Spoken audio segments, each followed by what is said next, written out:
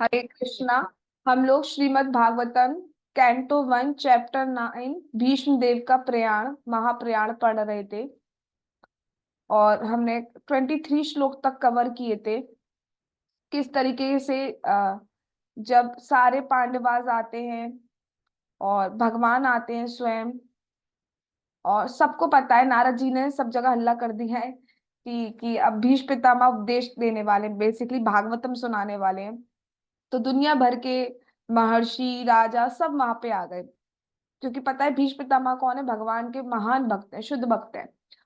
क्योंकि हमने पढ़ा था ना, 12 महाभागवत हैं जो भगवान के बारे में कुछ कुछ जानते हैं, जिसमें भीष्म पितामह का भी नाम है। उनसे, उनके मुख से जब हम सुनेंगे तो हमें बहुत ज्ञान प्राप्त होगा, बहुत भगवान के हम करीब जा सकते हैं। तो सब वहां पे आ गए थे।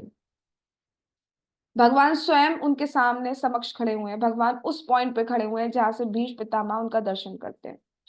उसके बाद सबसे पहले भगवान को प्रणाम करने के बाद भीष्म पितामह, हमने सुना था कि युधिष्ठिर महाराज की तरफ देखते हैं और बताते हैं उनको, उनके आंखों से अश्रु प्रवाहित हो रहे हैं। युधिष्ठिर महाराज जी कहते हैं कि आपने बहुत दुख झेले हैं, और आपकी क्या कहे, आपकी माता कुंती ने, उन्होंने तो महान दुख झेले हैं। बेसिकली कहा जाए तो जब से वो शादी करके आई है तब से उन्हें दुख ही दुख मिले हैं, कुंती महारानी को।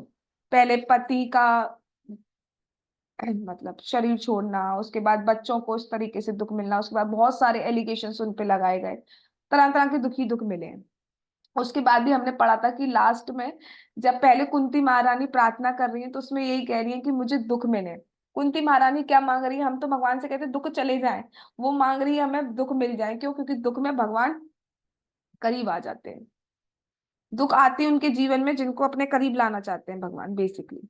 बट ऐसा नहीं सबके केसेस में ऐसा हो, रेयर केसेस में ऐसा होता है कि। और एक दूसरी चीज ये भी होती है, भगवान पूरे जगत में प्रकाशित करना चाहते हैं कि भगवान के भक्त कितने महान होते हैं। दुख आने पर भी भक्ति को नहीं छोड़ते। जिस तरीके से पांडवाज ने, कुंती महारानी ने कभी भी भगवान को नहीं छोड़ा। कितनी दुख की परिस्थितियां आए, ब्लेम कर सकते थे, हमारे साथ ही क्यों, हम तो इतने दूध के धुले हुए, हमारे साथ ही क्यों।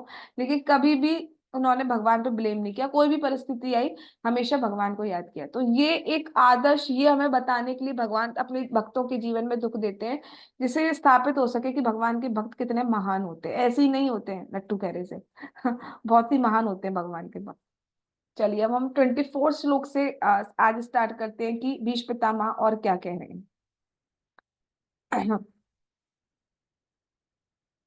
सादेव देवो भगवान प्रतीक्षताम कलेवरम यावदिदं हिनो मयहम प्रसन्न हासारुणलोचनो ललस मुखाम्बुजो ध्यान पतश्चतुर्भुजा। ट्रांसलेशन।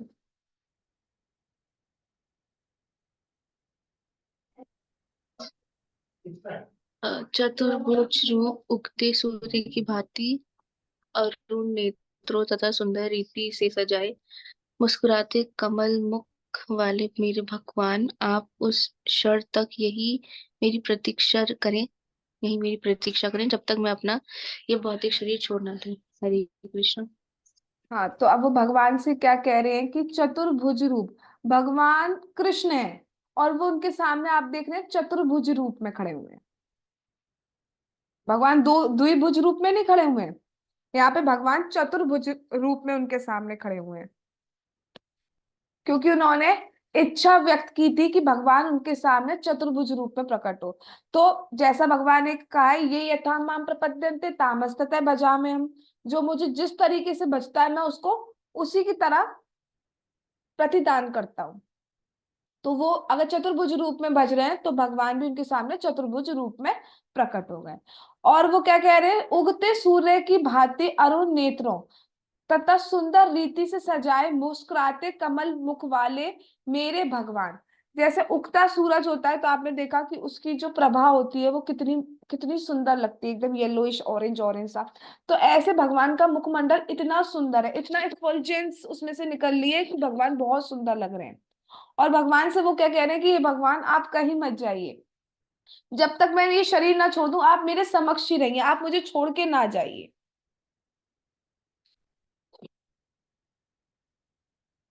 यद्यपि अगर भगवान उनके समक्ष नहीं होते तब भी भीष्म पितामह अगर शरीर छोड़ते तो भी वो आ, भगवान के धाम ही जाते। लेकिन फिर भी एक भक्त भगवान को एक सेकंड के लिए भी नहीं छोड़ना चाहता है। तो इसलिए भीष्म पितामह चाहते हैं कि वो उनका मुखमंडल जिसको देख के बहुत आनंद प्राप्त हो रहा है, बहुत बोला जाए तो नेक्टर मिल रहा है पीने को, उसको वो छोड़ना नहीं चाहते। इसलिए कह रहे हैं कि आप मुझे छोड़ के मत जाइए।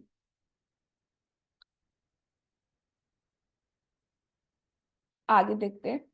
सूता उवाच युधिष्ठिर तत् आकर्ण्य शयानं शरपञ्जरे अपृच्छत् विविधान् धर्मान् ऋषीणां च अनुश्रवताम्। ट्रांसलेशन। सूत गोस्वामी ने कहा, भीष्म देव को इस प्रकार आग्रहपूर्ण स्वर में बोलते देखकर महाराज युधिष्ठिर ने समस्त ऋषियों की उपस्थिति में उनसे विभिन्न धार्मिक कृत्यों के अनिवार्य सिद्धांत पूछे। यस, हरे कृष्ण। बहुत इंपॉर्टेंट सेक्शन है। अब भीष्म पितामह से युधिष्ठिर महाराज पूछ रहे हैं। अब वो बहुत सारे धर्मों के बारे में पूछेंगे। स्त्री का धर्म क्या है, दान धर्म क्या है ना, बहुत सारे धर्म पूछेंगे कि स्त्री को, गृहस्थ धर्म क्या है, गृहस्थ को क्या करना चाहिए, गृहस्थ के लिए क्या कर्तव्य है, स्त्री के लिए क्या कर्तव्य है। बहुत सारा सेक्शन पूछेंगे। बहुत ही सुंदर चैप्टर एक्चुअली। तो चलिए देखते हैं।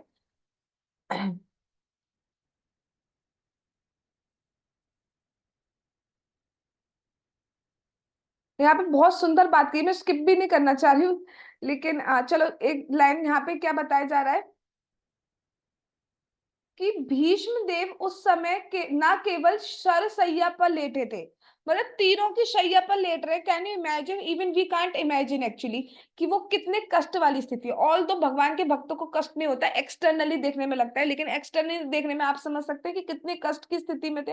वो मूव नहीं कर सकते थे, जिसके सर में मतलब शरीरों में बाण छिदे हुए, वो क्या बोल पाएगा उसके उस समय। आप उससे पूछे, अगर सोचो आपके हाथ में लग गई हो फॉर एग्जाम्पल, मतलब किसी के हाथ में लग गई है फॉर एग्जाम्पल, ठीक है। अब उसके हाथ में लगी है, इंजेक्शन लगाया जा रहा है, उससे पूछा जा रहा है जरा बताना जरा कि वो उसको क्या करना चाहिए, रोटी कैसे बनती है जरा बताना, उसका रिएक्शन क्या होगा। उससे वो पूछा जा रहा है जरा उसकी ढोकले की रेसिपी बताना, जरा उसके इंजेक्शन लग रहा है उस टाइम, आप उससे पूछ लो ढोकले की रेसिपी बताना। अरे नारियल की चटनी बता दो। तो वो क्या क्या रिस्पॉन्स करेगा, कोई झिल्ला और पड़ेगा गुस्से में। तो यहाँ पे भगवान क्या कह रहे हैं कि भगवान कृष्ण ये सिद्ध करना चाहते थे कि उनके जो शुद्ध भक्त हैं वो सदैव आध्यात्मिक प्रकाश के कारण शरीर तथा मन से पूर्ण रूप से स्वस्थ रहते हैं। इसलिए किसी भी स्थिति में अगर उनसे प्रश्न पूछे जाते हैं तो वो सही उत्तर देते हैं। Got it. चल आगे चल। पुरुष स्वभाव विहितान् यथा वर्णम यथाश्रमम वैराग्यारागोपाधिभ्याम आमिनात उभय लक्षणान। ट्रांसलेशन।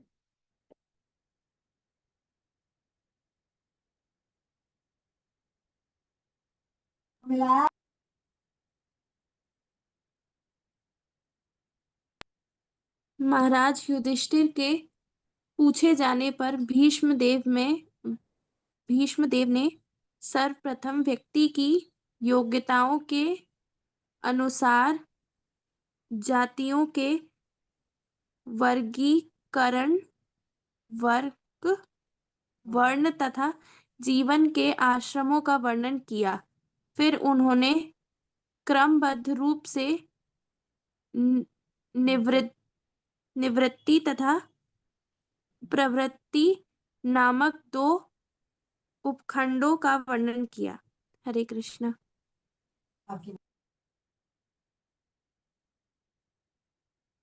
चलो इसका थोड़ा सा ट्रांसलेशन पढ़ते हैं। तो अब सबसे पहले उन्होंने बहुत सारे कर्तव्यों के बारे में, बहुत सारे धर्मों के बारे में पूछा, राइट। तो सबसे पहले भीष्म पितामह ने बताया है कि जीवन जो जाति है, यानी कि चार वर्ण है हमारे। कौन कौन से वर्ण है, कोई बताना चाहेगा, चार वर्ण क्या है हमारे।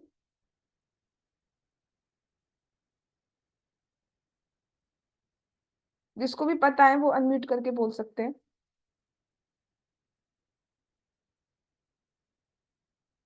अनम्यूट करके बोल सकते हैं। वैश्य, हम्म। शूद्र और क्षत्रिय और ब्राह्मण। बहुत अच्छा, वेरी गुड। ब्राह्मण, क्षत्रिय, वैश्य और शूद्र, ये 4 वर्ण बनाए गए भगवान के द्वारा। और 4 आश्रम कौन से हैं?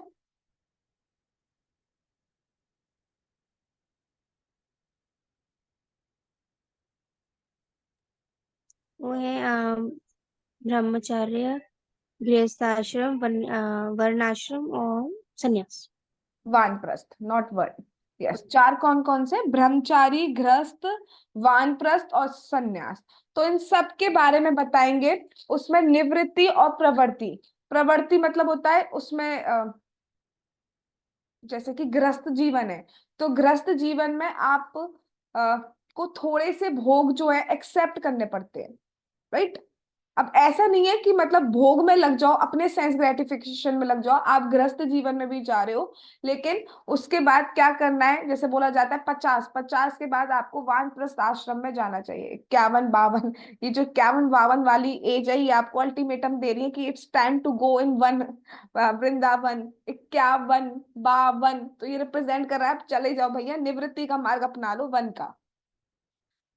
तो वन का मतलब ये नहीं है आज के टाइम पे वन में जाना पॉसिबल नहीं है, आप घर पर भी रहकर वो चीजें कर सकते हैं। तो उनके लिए क्या क्या कर्तव्य है, क्या क्या ड्यूटीज हैं, रिस्पॉन्सिबिलिटीज हैं, उन सबको अ, बताना स्टार्ट करेंगे भीष्म पितामह। तो थोड़ा सा इसका परपॉट पढ़ते हैं, क्योंकि ये बिल्कुल भी नहीं समझ पाएंगे तो कोई मतलब नहीं है। 4 वर्णों तथा 4 आश्रमों की अवधारणा जैसे स्वयं भगवान ने भगवत गीता में गई है। भगवान ने खुद कहा है ना, चातुर्वर्ण्य मया सृष्टम गुण कर्म विभागशः। ये जो 4 वर्ण है ये मेरे द्वारा बनाए गए हैं, ठीक है। ये जो कास्ट सिस्टम है, जो बर्थ बेसिस पर आज के जमाने में होने लगा है, दैट इज नॉट एक्चुअल, ठीक है। जो होता है वो गुणों के बेसिस पर होता है। जिसमें ब्राह्मण वाले गुण है वो ब्राह्मण होगा, फिर वो किसी भी कुल में पैदा हुआ। जिसमें क्षत्रिय वाले गुण है वो क्षत्रिय होगा, not on the basis of birth. ऐसे आश्रम बनाए गए हैं, अपने अपने गुणों के हिसाब से चूज करना चाह सकता है। आप किसी को फोर्स नहीं कर सकते हो कि यू हैव टू गो इन गृहस्थ आश्रम। किसी का अगर बिल्कुल दिल पक्का है, मतलब दिल पक्का इन द सेंस बिल्कुल उसका बिल्कुल इच्छा ही नहीं है गृहस्थ आश्रम में, तो आप उसको जबरदस्ती ढकेल नहीं सकते हो। जैसे कि एक बिल्कुल मैं रियल सिचुएशन आपके सामने बताऊंगी। प्रभु जी बताते हैं कि उनके एक स्टूडेंट थे, और मतलब उनका स्टार्टिंग से ही था कि उनको शादी नहीं करना है, ऐसा कुछ उनका होगा।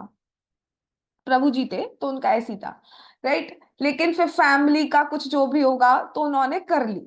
लेकिन पता है जब आप जबरदस्ती कर दे तो उन्होंने 2 दिन बाद ही छोड़ के चले गए सब कुछ। तो ऐसे करने का क्या मतलब रह गया, ठीक है। या फिर किसी का अगर गृहस्थ आश्रम का ही है, उसकी इच्छा, वो गृहस्थ आश्रम में रह के भक्ति कर सकता है। आप उससे कहो कि नहीं बेटा शादी नहीं करनी चाहिए, नहीं करनी चाहिए, नहीं करनी चाहिए, तो उससे क्या होगा कि वो ऊपर ही कोटम कोट दिखाने को भली ऐसी रह जाए, लेकिन अंदर इच्छाएं चलेंगी। और अंदर जब इच्छाएं आ गई तो किसी ना किसी तरीके से, गलत तरीके से ये करने से वो इधर उधर संग करेगा। So that is also wrong. तो जैसी इच्छा है, जैसे गुण है, उसके अकॉर्डिंग भगवान ने बना दिए गए हैं। फिर आप जिसमें सुटेबल हो वो उसको सिलेक्ट करके भक्ति करो।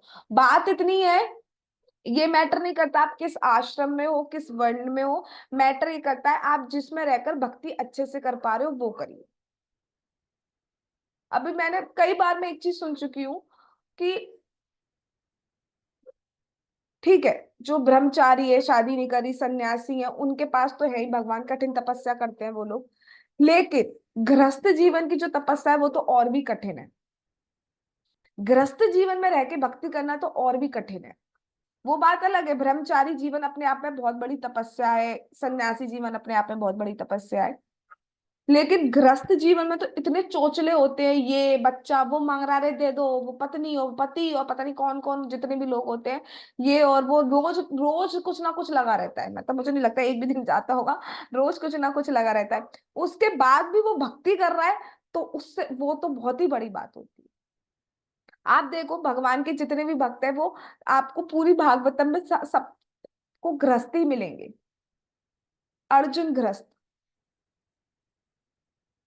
आपको गृहस्थी मिलेंगे। तो ऐसा नहीं, कभी ये नहीं सोचना चाहिए भैया हम गृहस्थी में रहते हैं, हम भक्ति नहीं कर सकते, हमसे नाम जाप नहीं हो पा रहा, उससे लड़ाई हो गई, अरे नाम, सबसे पहले तो बेचारी माला की तो ऐसी की तैसी हो जाती है सबसे पहले। जैसे माला जी नहीं आपकी माला कराई, आपकी लड़ाई कराई हो माला जी ने। माला जी सॉल्यूशन जरूर करा सकती हैं, माला जी लड़ाई नहीं करवाती हैं। लेकिन हमें तो ऐसा लगता है जैसे सारी झंझटों की जड़ जो है वो माला जी है। माला जी जब तक हमारे जीवन में नहीं थे तब तक हमारे जीवन में कोई परेशानी नहीं थी, जैसी माला जी हमारे जीवन में आई तो हमारे जीवन में परेशानियां शुरू हो गई, ऐसा लगता है। तो सबसे पहले तो त्याग किसका करते हैं? हम इतने बड़े त्यागी हैं कि हम माला का ही त्याग कर देते हैं। अरे त्याग करना है तो बहुत चीजों का त्याग कर सकते हैं ना, आप क्रोध का त्याग करिए, वो आप नहीं कर पा रहे। आप क्षमा करना सीखिए, वो आप नहीं कर पा रहे हैं। त्याग किस चीज का कर रहे हैं? माला जी का त्याग कर रहे हैं। जिसको नहीं समझ में आ रहा है माला जी जप माला उसको समझ में भी नहीं आ रहा कौन सी लड़की आया एंटर हो गई लाइफ में, माला जी माला जी। तो माला जी इज माला एक्चुअली तो सिंपल सी बात इतनी है, आप लोगों को भी यही कहूंगी मैं, जो मैंने सीखा सुना समझा है अब तक, किसी को भी कभी इमिटेट मत करना इस चीज में कि वो ब्रह्मचारी हो रहा है तो मैं भी ब्रह्मचारी बन जाता हूँ वो गृहस्थ में जा रहा है तो मैं भी गृहस्थ बन जाता हूँ, वो जॉब कर रहा है तो मैं भी जॉब कर लेता हूँ, वो बिजनेस कर रहा है तो मैं भी बिजनेस कर लेता हूँ। ना, इसमें कभी भी कॉपी नहीं किया जा सकता, करोगे तो पछताओगे, फॉल डाउन हो जाएगा। फॉल डाउन क्या मतलब? गिर पड़ोगे भक्ति में, थोड़ा सा दिक्कत हो जाएगी आपको, डिफिकल्ट हो जाएगा चीजें मैनेज करना। आप जिस लेवल पर हो, आप जिस स्टेट पे रह के भक्ति कर सकते हो उसको करो। बात इतनी है जहां से भक्ति कर सकते हो वहां से भक्ति करिए। तो वो उसका वर्णन करते हैं। अब मैं थोड़ा सा स्किप करके आगे चल रही हूँ। सभ्य मनुष्यों के लिए वर्णाश्रम धर्म की संस्तुति इसलिए की जाती है जिससे वे मानव जीवन को सफलता पूर्वक समाप्त करने की शिक्षा प्राप्त कर सकें। जैसे कि पहले क्या होता था, अब तो खैर सारी सभ्यता ही मिट चुकी है। पहले क्या होता था? पहले हर एक को, सारे बच्चों को, जो राजा महाराजा और जो भी होते थे, वो गुरुकुल भेजते थे। तो गुरुकुल में वो 25 साल तक अपने गुरु के साथ रहते थे, गुरु के पास रहते थे और ब्रह्मचारी जीवन जीते थे। तो उनके जीवन में जो आजकल हो गया ना, कुछ भी यूट्यूब शॉर्ट्स देखना, और क्या छोटा बच्चा क्या क्या चीजें देख रहा है, मैं तो देखती हूँ, अपने खास घर के बच्चों को भी देखती हूँ, पता नहीं कौन सी लैंग्वेज सीख जाते हैं, कौन सी नई सी चीज निकाली है पता नहीं। वो एक गेम खेलता है इंसान, खुद ही इंसान वो गेम खेलता है और खुद ही बोलता रहता है वो, और पता नहीं उसको क्या देखते हैं। भाई एक चलो चीज ये थी कि खुद गेम खेल रहे हैं, बट मुझे तो पता नहीं, तो समझ में नहीं आता है, वो एक इंसान है, वो खुद ही गेम खिलाता है, खेलता है, और उसकी मिमिक्री वो बोलता जाता है, उसकी कमेंट्री करता जाता है, अबे तू अबे, और ऐसी चीजें सीखते जा रहे हैं। ये तो मैं एक चीज पता नहीं, ऐसा तो पता नहीं कितनी चीजें होंगी।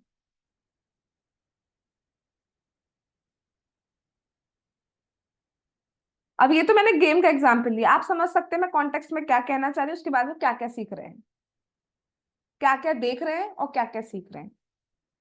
इतने इतने बढ़िया तो हमारे यहाँ एडवर्टीजमेंट्स आते हैं, इतनी बढ़िया मूवीज आती हैं, इतने बढ़िया सॉन्ग आते हैं, तो बच्चे तो बचपन में बचपन तो गया उसका बचपन तो देख ही नहीं पाते एक्चुअली, आज के टाइम पे बचपन देख ही नहीं पाते। हमने फिर भी देखे हैं अपने बचपन, लेकिन आजकल के बच्चे तो बचपन भी नहीं देख पाते हैं। उसको 2.5 साल में भेज दिया जाता है स्कूल जा। अभी मेरी किसी से बात हुई थी तो बेसिकली ऑस्ट्रेलिया की बात हुई थी, हाँ। ऑस्ट्रेलिया में स्टिल स्कूल्स में जो एडमिशन है वो कम से कम जो एज है वो 6 इयर्स होनी चाहिए, और हमारे यहाँ क्या चल रहा है, 2.5 साल में भेजो भैया, होड़ लगी हुई है। अभी तक नहीं क्या तुम्हारा बच्चा? अगर 3 साल का हो गया तो जैसे क्या हो गया भैया?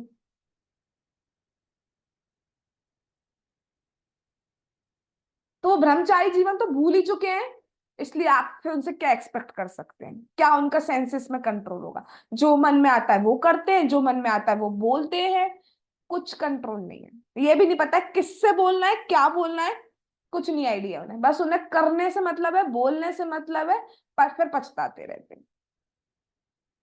ना तो उन्हें रिश्तों की महत्ता रह गई है, किससे बोलना है, क्या करना है, कुछ नहीं आइडिया है।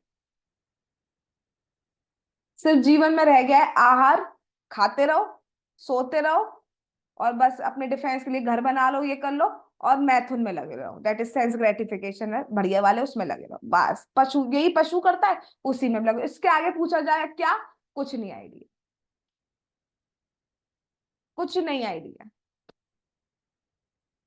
भीष्म देव ने, अब सुन लो भैया, मनुष्यों के लिए 9 योग्यताएं, समझो। अगर मनुष्य हो, मतलब ये 9 चीजें कर पा रहे हो तो मनुष्य हो, नहीं तो basically we are 2 legged animal. क्रोध ना करना, खत्म हो गया मनुष्य बना, पहले में खत्म। आगे तो बाद में जाएंगे, मैं किसी और से क्या कहूं, मैं ही खत्म। पहली स्टेट भी खत्म, खत्म ना पहली स्टेट, क्रोध ना करना। भीष्म पितामह कह रहे हैं कि क्रोध ना करना। दूसरी स्टेट खत्म। कौन है आज तक जो दावा कर सकता है आज तक एक झूठ नहीं बोला है?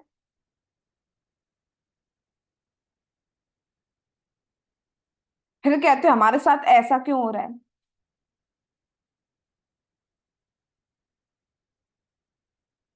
चलो तीसरा, धन संपदा का समान वितरण करना, मतलब बिल्कुल इक्वल करना, कभी भी अपनी तरफ ज्यादा का ना सोचना, या अपने वाले लोगों का। जैसे फॉर एग्जाम्पल, कोई भी एग्जाम्पल ले सकते हो आप। अ, अ, एक आपके घर का बच्चा, एक दूसरे के घर का बच्चा है, तो आप क्या बिल्कुल अपनी प्रॉपर्टी जो है आधी उसके समान कर देंगे, आधी उसको कर देंगे? खाने पीने की चीजों में भी कर देते हैं हम, धन संपदा की तो क्या ही बात करें। मेरा बच्चा है ना। फोर्थ,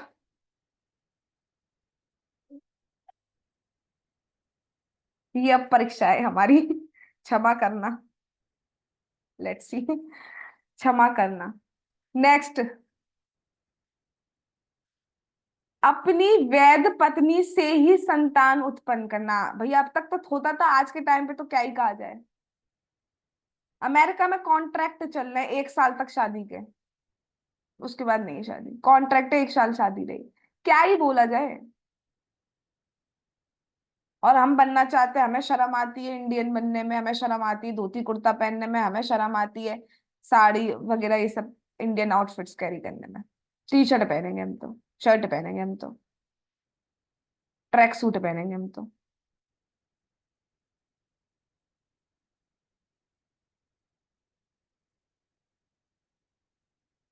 ओह, मन से शुद्ध तथा शरीर से स्वच्छ रहना। मन की तो क्या ही बोले, मन में तो हमारे कितने ख्याल आते हैं। जरा सा किसी ने कुछ कहा, इसकी संगी हो जाए, इसके कीड़े पड़ जाए, इसको ये हो जाए, इसको वो हो जाए। कह दो किसी के आज तक मन में कुछ भी इत्तू सा भी नहीं आया, कह सकता है कोई? मैं तो नहीं कह रही, किस कोई कुछ कह सकता है? मैं भी देखूं कौन है जो ऐसा कह सके कि 1% मन में नहीं आया है। सोच रहे हैं हम कहाँ हैं? अभी हम इनमें से एक भी पॉइंट को नहीं कर पा रहे। शरीर से स्वच्छ, शौच के बाद स्नान।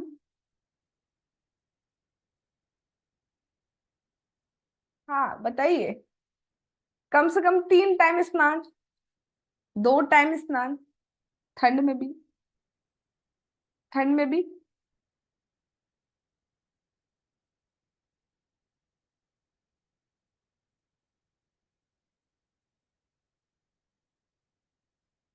किसी, ये अभी भक्त के गुण नहीं बताए जा रहे हैं, ये मनुष्य के गुण बताए जा रहे हैं। भक्त तो छोड़िए, हम भक्त तो बनी पता नहीं बन, इस जीवन में तो छोड़िए, वो तो भगवान गुरु गौरांगा की कृपा है जो हमें हरि नाम मिल गया है, वो ही हमारा सहारा है।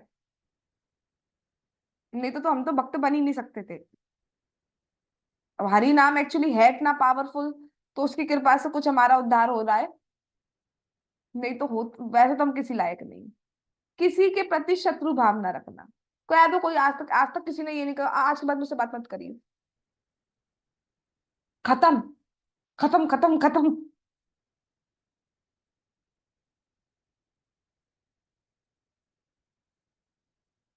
सरल होना, सिंपल, सिंपल का सिंपल कैसे कैसे एक्सप्लेन कर पाएंगे आप सरल होना? जो दिल में है वो मुंह पे होना, दैट इज सरल। लोग नहीं होते, प्रिटेंड कर सकते हैं बट नहीं होते।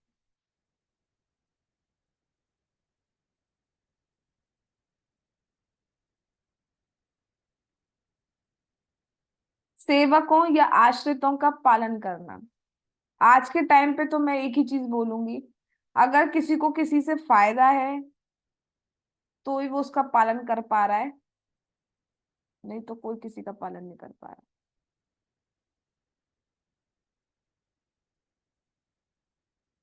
उपरयुक्त जो भी ऊपर योग्यताएं बताई गई हैं, अगर वो नहीं है तो मनुष्य को सभ्य नहीं कहा जा सकता। समझ सकते हैं वो आप? अभी तो छोड़िए, अभी मैं कल आपसे पूछूं कि ये मुझे 9 पॉइंट भी याद करके बता दीजिए, फॉलो करना तो चलो बात की बात है, मैं अपने को भी इंक्लूड करूँ, ये नहीं सोचिएगा we all are on same platform. तो हमें 9 के 9 पॉइंट भी सारे के सारे याद नहीं होंगे, कोई 2 बता देगा, 2.5 बता देगा, 3 बता देगा, 3.5 बता देगा, 9 के 9 पॉइंट कोई नहीं बता पाएगा। अब कोई नोट कर ले, स्क्रीनशॉट ले ले, दैट इज डिफरेंट थिंग। तो हम क्या पालन करेंगे? मैंने अभी स्क्रीनशॉट ही लिया, बस तुरंत लिया था तब तक आपने बोल दिया। स्क्रीनशॉट तो लिया, देखते हो कितना पालन करती हैं आप।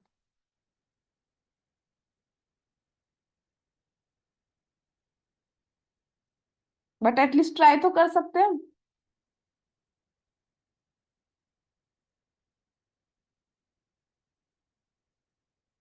किसी एक पॉइंट से तो स्टार्ट करें। 9 की 9 की तो मैं क्या ही बोलूं, किसी एक पॉइंट से तो हम स्टार्ट कर सकते हैं, इससे तो स्टार्ट कर ही सकते हैं। झूठ बोल देते हैं, मुंह पे बोल देते हैं लोग झूठ।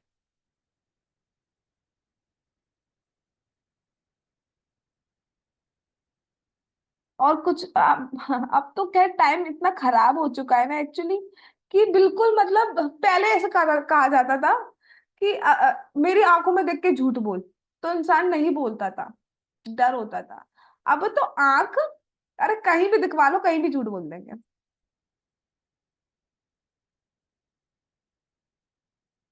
इतनी गंदगी हो चुकी है, मतलब गंदगी वर्ड मुझे यूज करना पड़ रहा है भागवतम क्लास में, लिटरली गंदगी हो चुकी है इतनी। और यू नो व्हाट, अभी तो संध्या बेला चल रही है। संध्या बेला क्या होती है? द्वापर युग खत्म हुआ है, कलयुग स्टार्ट हो रहा है। अभी एक्चुअली कलयुग, एक्चुअल कलयुग तो भी स्टार्ट भी नहीं हुआ है, वो होगा 10,000 साल के बाद स्टार्ट। तब सोचो क्या हालत होनी है। अभी तो कलयुग स्टार्ट ही नहीं है, प्रॉपर कलयुग, अभी तो संध्या बेला चल रही है।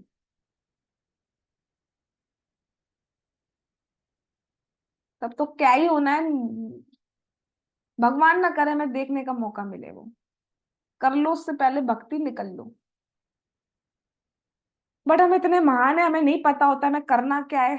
हम तो कुछ भी करे जा रहे हैं जिंदगी में, किसी के लिए भी, किसी के संग भी हम कुछ भी करे जा रहे हैं बिना सोचे समझे। नहीं पता है कि उसका रिजल्ट क्या आना है। इतना भयानक रिजल्ट आना है, इतना भयानक कि कुछ कहा नहीं जा सकता। हाँ कृष्णा। इसीलिए अब चलो अभी तक के लिए इतना ही हम लेके चलते हैं। तो हमें भागवतम और भगवत गीता का सिंसियरली, ये नहीं कि हाँ भैया 2 पेज पढ़ते हैं हम डेली, गंभीरता पूर्वक। गंभीरता पूर्वक का मतलब क्या है भैया? जो सीखा है उसको अप्लाई करना चाहिए।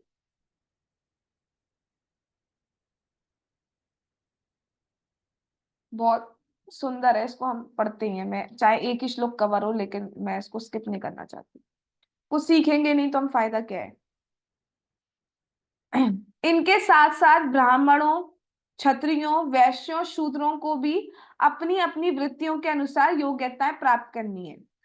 ब्राह्मणों को, बुद्धिमान व्यक्तियों के लिए इंद्रियों पर संयम रखना अनिवार्य योग्यता है। ये नैतिकता का मूल आधार है। सेंस ग्रेटिफिकेशन पे कंट्रोल हमें करना होगा, सेंसेस कंट्रोल करने ही होंगे।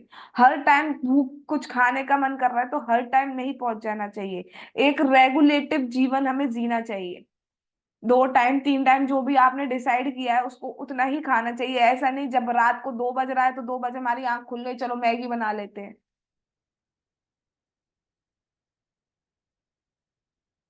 ऑल दो मैगी तो वैसे भी नहीं खानी चाहिए, लेकिन मैं एक एग्जाम्पल फॉर्म में बता रही हूँ, क्या किस चीज का नाम ले लिया मैंने। बट फिर भी देखते थे ना हॉस्टल में ऐसे ही करते थे तो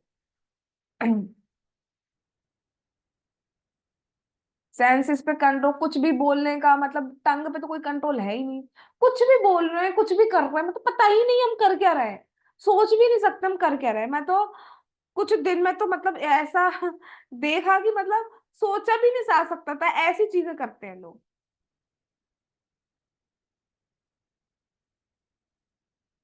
भागवतम क्लास अटेंड करने के बाद भी कर रहे हैं।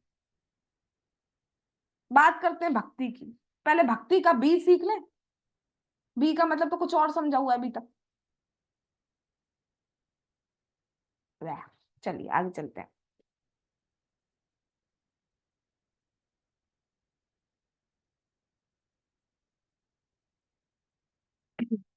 यदि कोई मद्यपान मतलब शराब पी रहा है, ये कर रहा है, तो वो शिक्षक नहीं बन सकता। आप जाइए, अब मैं इस इंस्टीट्यूट का नाम नहीं ले सकती, उस इंस्टीट्यूट का नाम मैं नहीं ले सकती, इंडिया फेमस नंबर 1 इंस्टीट्यूट का नाम मैं नहीं ले सकती।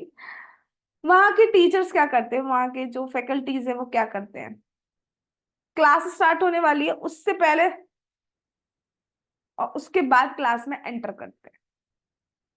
बच्चों की क्या करेंगे हम।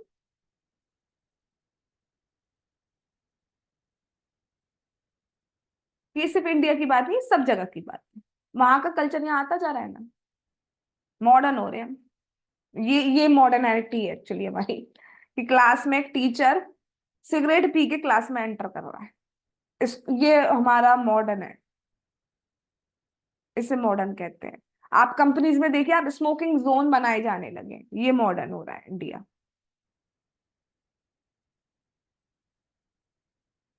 कि भैया तुम्हें पीनी तो पड़ेगी, तो तुम ऐसा करो यही पी लो, बाहर क्यों जाओ, लेकिन पियो। पार्टीज कराई जा रही है, पार्टीज का मतलब है पीना। पहले पार्टी का मतलब होता था कुछ पार्टी है भैया, कुछ कुछ शोर शराबा खेल कूद होगा, लेकिन पार्टी का मतलब है पीना। और वो नहीं पीते तो काय के लिए आ गए हैं, बैकवर्ड से, तो उसको बैकवर्ड कह दी जाती है। अभी नरक का जो कढ़ाई है ना, उसमें तेल भून रहा है, उसको उसमें ऐसा धक्का देंगे ना, इतना फॉरवर्ड हो जाओगे तुम। जलते रहना, भूनते रहना, उसमें फॉरवर्ड हो रहे हैं।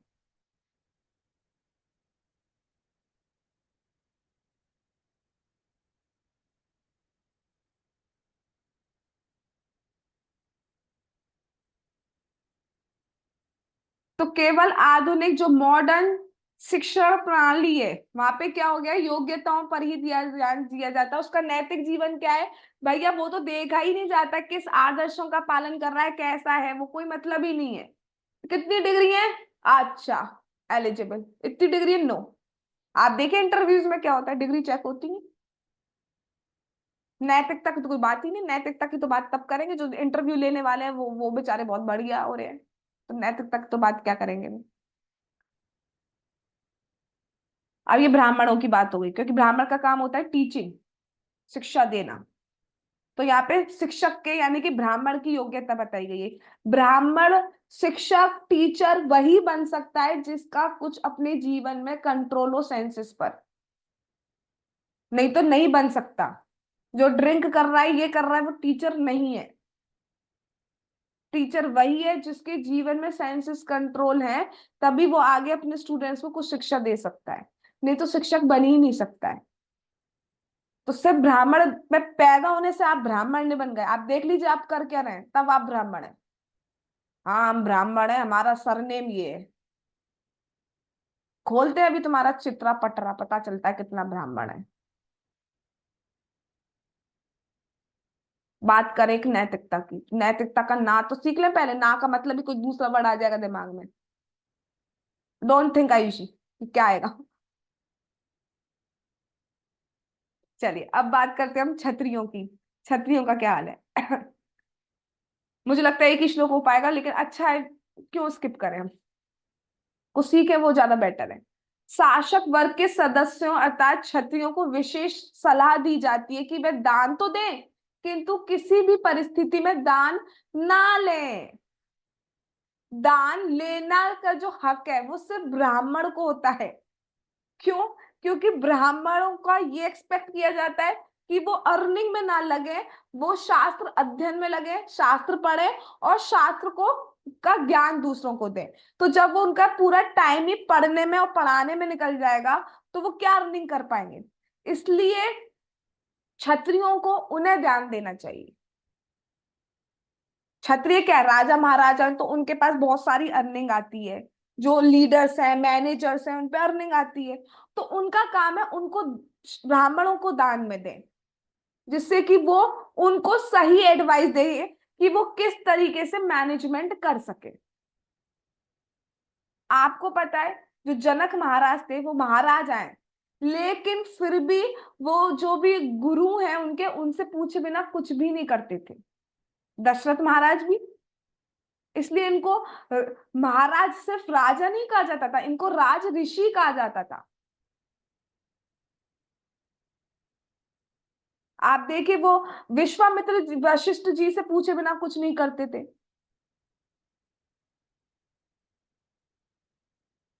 राइट।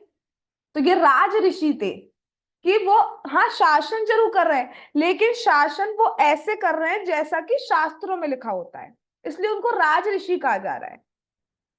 लेकिन आज के टाइम पे तो शास्त्र, सेक्युलरिज्म, पता नहीं कौन से इज्म आ गए, एक तो कम्युनिज्म, पता नहीं कौन से इज्म आ गए हैं, और उसके ब्याह पे ये नहीं करेंगे।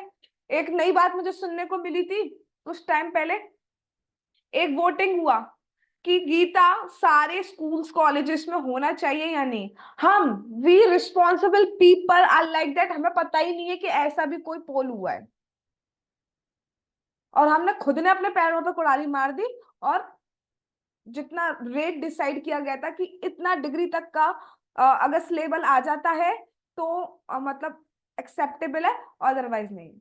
तो हम लोगों ने खुद ही, पता ही नहीं है, होश खबर नहीं है, देखने में लगे कौन सी मूवी आ रही, बड़े भाई थ्री आ गई, थर्ड थर्ड वो आ गया उसका, और पूछते और हम देखाएं क्या,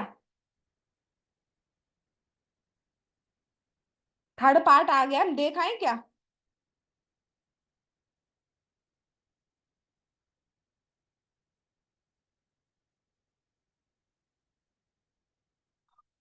यस। तो हार गए। फिर कहते हैं ये नहीं होता है, वो नहीं होता है, वो नहीं होता है, ये नहीं होता है। जब होता है तो कुछ तुम्हें पता नहीं होता है, अपनी अपनी जिंदगी उसमें लगे रहते फालतू चीजों में। तो आजकल के, अब प्रभुपाद जी क्या बता रहे हैं, जो आजकल के शासक है, लीडर हैं, वो क्या कर रहे हैं, धन संग्रह कर रहे हैं, लेकिन दान नहीं देते, जो कि खराब है।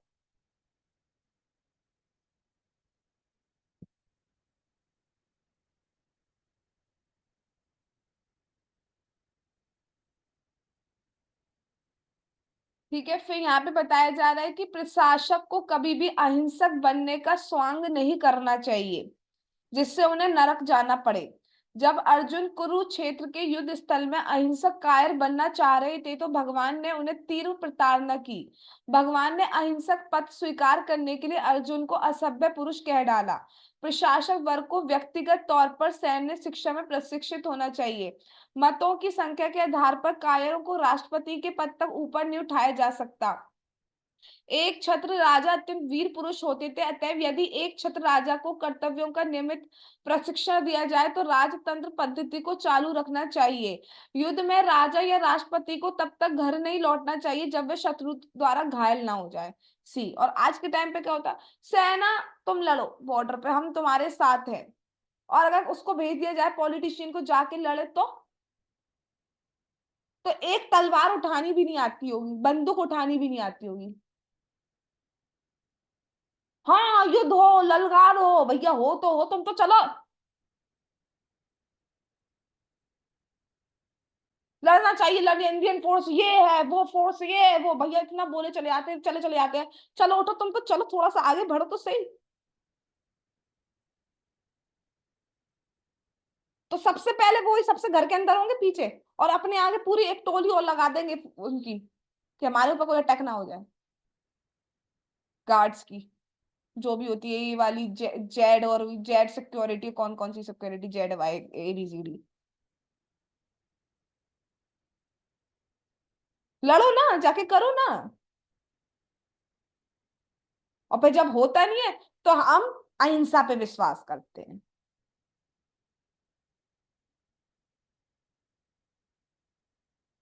चलिए, तो फालतू की अहिंसा शो नहीं करनी चाहिए, इसलिए कई बार लोग ना मिस यूज करते हैं। कई बार आपको भी जीवन में ऐसा आएगा, भक्ति के नाम पर, अहिंसा के नाम पर आपको ऐसा करा जाएगा, तो चूज वाइजली।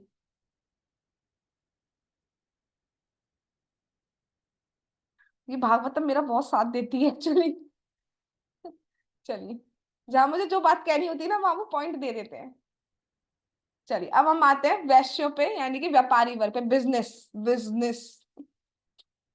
अब यहाँ पे वैश्यों को बिजनेस किस चीज का करने का आदेश है, देखिए, गायों की रक्षा करने का। अब गायों की रक्षा करें तो गाय तो भैया हमारी माता है, वो हमें दूध देती है, दूध से दही मक्खन ये सब आता है। और कृषि, इनका का लाभ था। थोड़ी बहुत ट्रेडिंग भी अलाउ थी, लेकिन अब गाय, तुम्हारी गाय है, मैं तेरे घर नहीं आ पाऊंगी, थोड़ी स्मेल आएगी ना। फार्मर, क्या, सिर्फ इंडस्ट्रियलाइजेशन, ये इंडस्ट्री, वो इंडस्ट्री, वो इंडस्ट्री, ये इंडस्ट्री। मैंने जितना सुना है मैं उतना बताती हूँ। कौन सी जगह थी वो, पता नहीं, थाईलैंड है कौन सी, मुझे नहीं पता एक्चुअली, प्रभु जी बता रहे थे एग्जैक्टली, तो मुझे याद नहीं, बैंक, थाईलैंड ही थी शायद, पता नहीं, जो भी थी, जो भी जगह थी, वहां पे उन्होंने वो ये बताए थे, वहां पे कोई इंडस्ट्री नहीं है। तो जो फ्रूट्स भी आते हैं वो नेचुरल फ्रूट्स आते हैं, तो पपीता है, पपाया। तो आप किस किस को अच्छा लगता है, जरा थोड़ा हैंड रेस करेंगे, पपाया।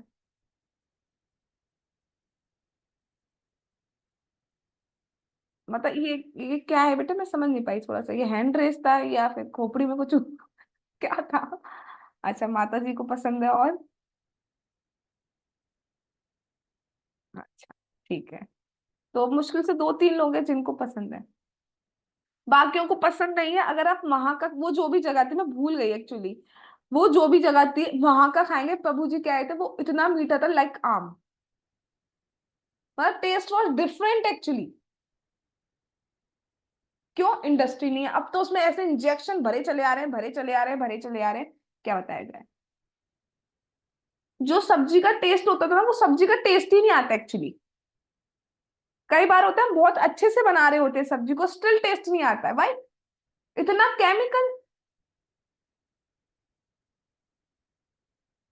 मैं तो अब सीरियसली बताऊं, कुछ सालों से सुन रही हूँ कि ये पॉल्यूशन, पॉल्यूशन, पॉल्यूशन, जहरीली गैस। रोज मेरे मोबाइल में मैसेज आ जाता है, 213, 217, 341, स्टे इंडोर। क्या इंडोर रहूं,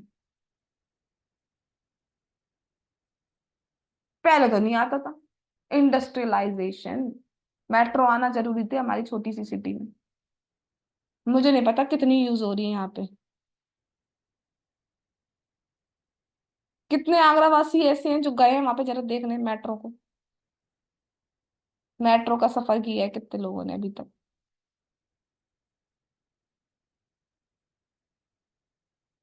जी, बाकियों ने किया ही नहीं। और एक्चुअली नीड थी या फिर देखने गई थी आप।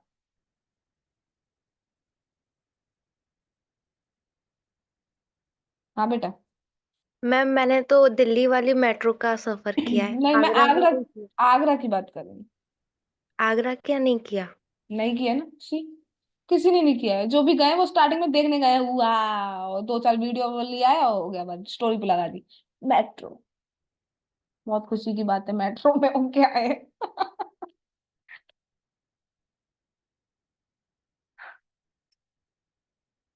जैसे क्षत्रियों को लोगों की सुरक्षा का भार सौंपा जाता है, ऐसे पशुओं की सुरक्षा का भार किसको सौंपा जाता था, वैश्य को। लेकिन वैश्य आज के टाइम पे व्यापारी किस चीज के हो गए, तरह तरह की चीजों के व्यापारी। बड़ा दुख होता है देख के कि जब कोई व्यापार शराब का करना होता है,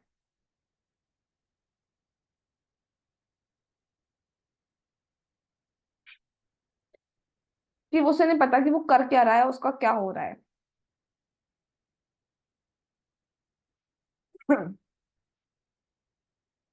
कई बार मतलब पशु सुरक्षा इतनी इम्पोर्टेंट है कि हम लोग सिर्फ वेजिटेरियन रह के पूरी जिंदगी बहुत अच्छे से अपना पास कर सकते हैं, जरूरत नहीं है ये मीट ईटिंग एंड ऑल की।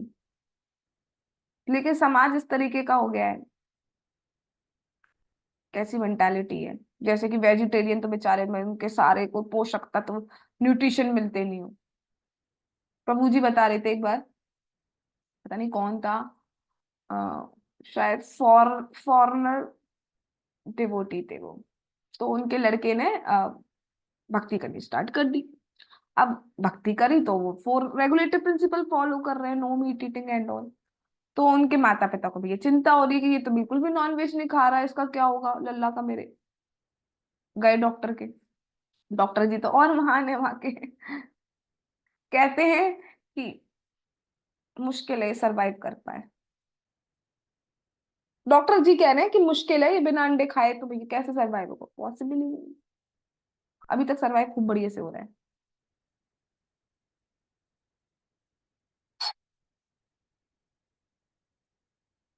हरे कृष्णा, एक सेकंड।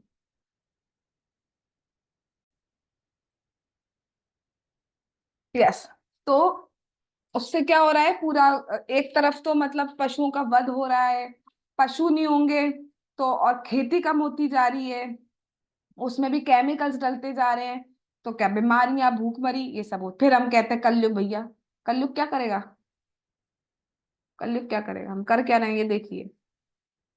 अपने को नहीं देखते, हम दूसरों को देखते, दूसरों पे 10 उंगलियां उठा लेते, अपने को देखिए हमने क्या करा है।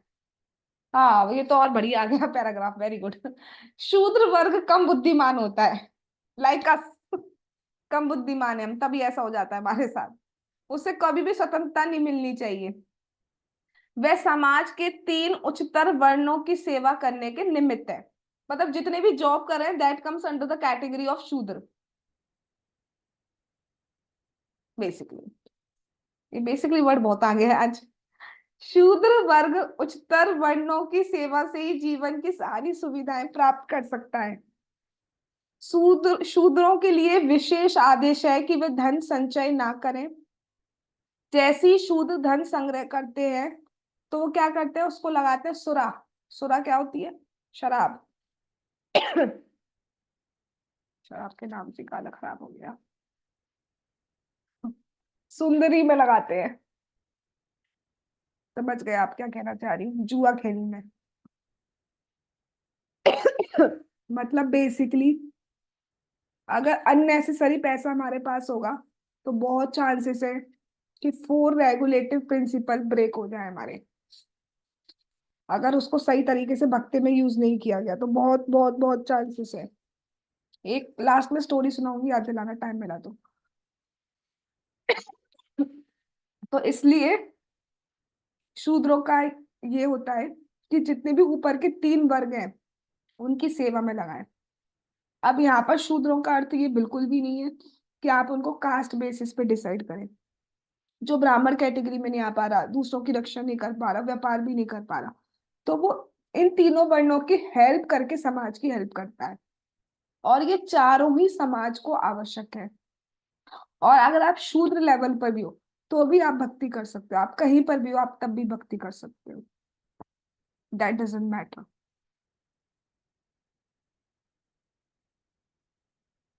ये देखिए, भगवान किसी किसी को भी सबका ध्यान रखते हैं।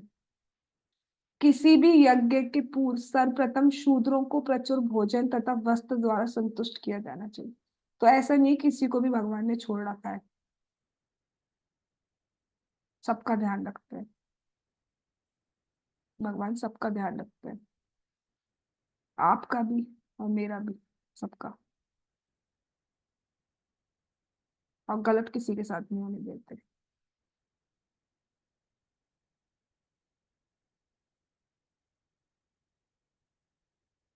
इस तरीके से ये कैटेगराइजेशन किए गए हैं। और सबसे इम्पोर्टेंट बात है कि सब जगह से आप भक्ति कर सकते हो और प्रोग्रेस कर सकते हो आगे। आश्रम धर्म का मुख्य उद्देश्य क्या है, वैराग्य जागृत करना।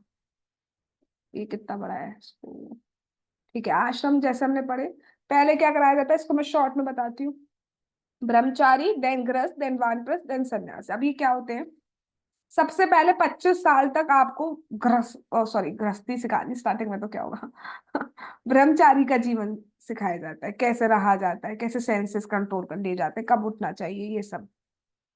उसके बाद जिसको लगता है, जब गुरु आज्ञा देते हैं और जिसको लगता है कि उसे गृहस्थी में जाना चाहिए, तो 25 से 50 साल के लिए उसको अलाउ कर दिया जाता है। और जो उसको बिल्कुल अभी भी इंटरेस्ट नहीं है, तो वो स्टिल कंटिन्यू करता है अपना ब्रह्मचारी जीवन। उसके बाद जो ग्रस्त चला गया, उसमें फिर अपनी शादी की और जो भी है रिस्पॉन्सिबिलिटीज एंड ऑल ये सब करा। उसके बाद ये नहीं कि उसको लेके ही बैठ गया, पत्नी को और बच्चों को लेके बैठ गया, तू ही तू, तू ही तू। अपनी रिस्पॉन्सिबिलिटीज है उसको करो। उसके बाद निवृत्ति मार्ग भी अपनाना है। उसके बाद वानप्रस्थ जीवन होता है, पति पत्नी है लेकिन थोड़े डिटैच वे में। और उसके बाद फिर संन्यास आश्रम होता है कि वो बिल्कुल ही छोड़ देता है। तो आज के जीवन में sanyas ashram is not actually possible for गृहस्थास, लेकिन वानप्रस्थ तक तो जा ही सकते हैं। जिससे कि अब टाइम है भैया, भगवान को पूरा जीवन दो अपना। ठीक है, तो जो जिस स्टेट पे, इन शॉर्ट बात ये है, यहाँ पे ये बताया गया है कि जो जिस स्टेट पे है वो वहीं से भक्ति कर सकता है। अब वो आगे दूसरे धर्मों के बारे में पूछेंगे कि दान दान का धर्म क्या है, स्त्रियों का धर्म क्या है, मोक्ष धर्म क्या है, तो वो आगे बताएंगे। भगवान ने चाहा तो हम कल करेंगे। आज हम यही रुकते हैं। जगत गुरु श्रील प्रभुपाद की जय। श्री श्री गौर निताई की जय। श्री श्री कृष्ण बलराम की जय। श्री श्री ललिता विशाखा राधे श्याम की जय। श्री वृंदावन धाम की जय। हरे कृष्ण महामंत्र की जय। जगत गुरु श्रीला प्रभुपाद की जय। निताई गौर प्रेमानंदे हरि हरि बोल। हरे कृष्णा कृष्णा कृष्णा हरे हरे, हरे राम राम राम हरे हरे। वाञ्छा कल्पतरुभ्यश्च कृपा सिन्धुभ्यश्च पतितानां पावनेभ्यो वैष्णवेभ्यो नमो नमः। All glories to assembled devotees. Hare Krishna.